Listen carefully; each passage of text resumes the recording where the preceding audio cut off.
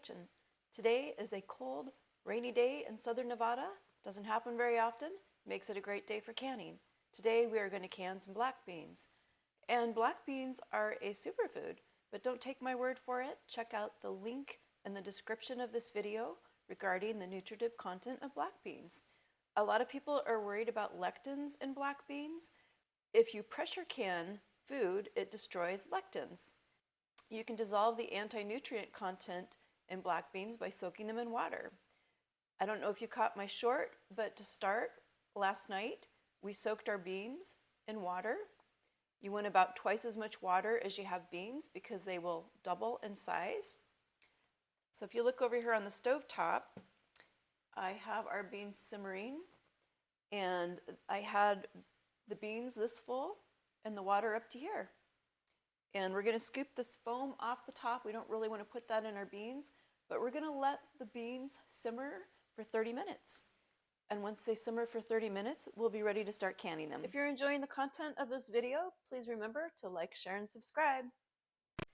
So our beans have been simmering for 30 minutes, so we're ready to go ahead and load these in our jars. Black beans are one of my favorite things to can because it's just so quick and easy. There's so little required. So we're going to fill our jars about 3/4 full of the beans. They're going to continue to expand while they're cooking, so we don't want to overfill it. And once we have our beans loaded in our jars, we're going to add some water to cover the beans. A lot of people worry about gastric experiences from eating beans, and what causes that experience is the fiber content. So if you're not used to eating a lot of fiber in your diet, you're going to want to start slow. Maybe 2 tablespoons, a tablespoon. Now that I'm used to eating black beans, I can easily eat a half cup, a cup, and I don't have any problems with it. But again, it just takes repeated exposures. The same thing is true for fermented foods. I love canning beans because it's a quick way to add some protein into your diet. A lot of people are worried about protein nowadays, and I like to get my protein from as natural sources of food as possible. I don't really like over-processed foods. But look at how fast this is going. This is truly a quick process. Let's go ahead and get our heat started in our pressure canner. Take the chill off of that water.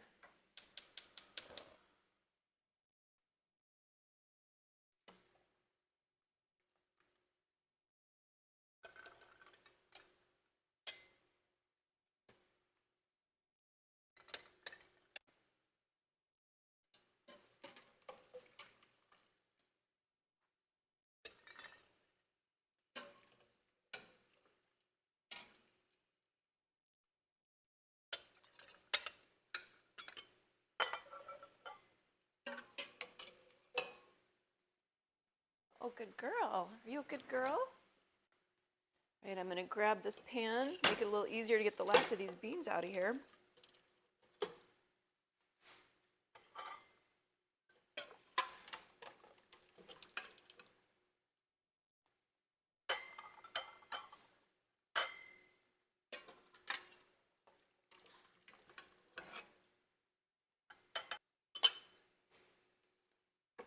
Let's see, how many more beans do we have in here? You can see my little buddies over here, my little helper. Meg, are you a good girl? Hi, baby. Hi. Are you helping? It's rainy outside, huh, baby? So the next thing we're going to do, now that we have beans in our jars, and they're about 3/4 full, we're going to add some water to these. We're going to cover the beans. And this water is hot. I've had this simmering back in the background while the beans were heating up.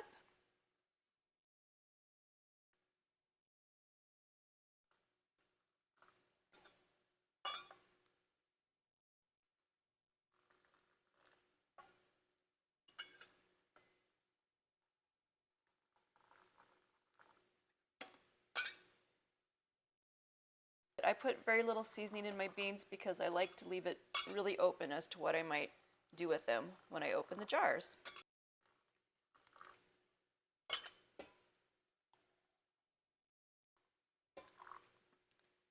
Okay, so our next step is we're just going to give these a little stir. Get any oxygen bubbles out that could be lurking in there. I don't see any so far.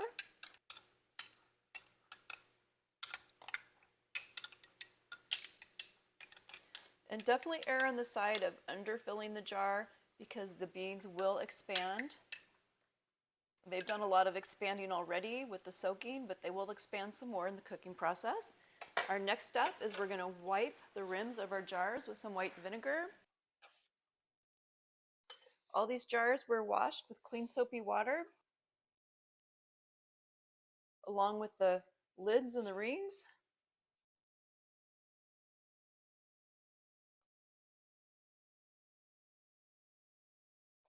Now let's go ahead and apply our lids.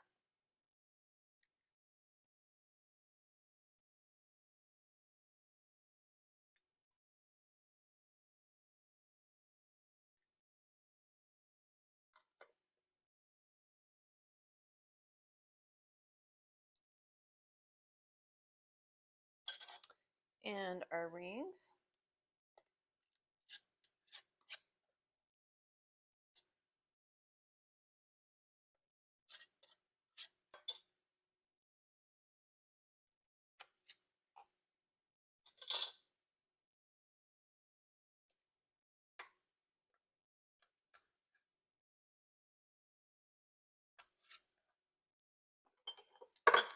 These are the best. If you don't have these and you're serious about canning, get yourself a pair of canning tongs. It will reduce your likelihood of burning yourself or dropping a jar.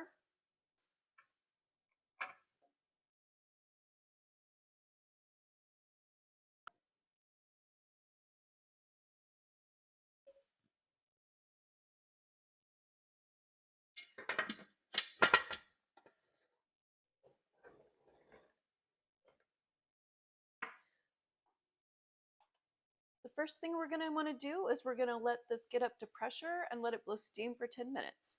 I'll come back when it's blowing steam. Our pressure canner is blowing steam. We're going to go ahead and set our timer for 10 minutes.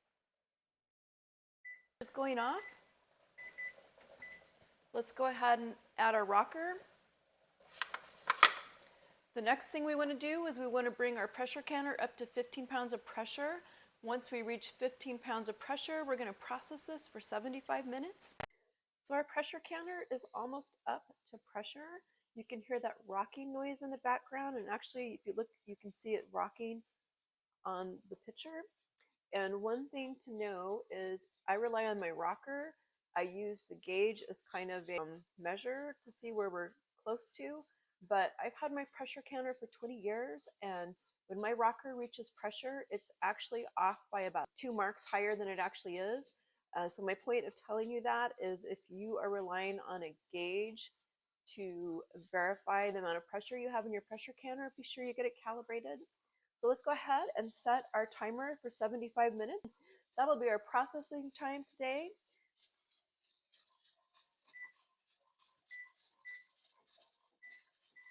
Well, it's been 75 minutes. Our timer's going off. Let's turn this off. Turn the heat off.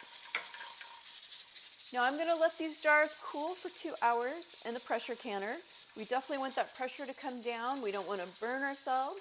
And we also want the jars to cool a little bit. You could easily break a seal if you tried to mess with them too soon. And once I remove them, I will put them on this towel and let them cool overnight.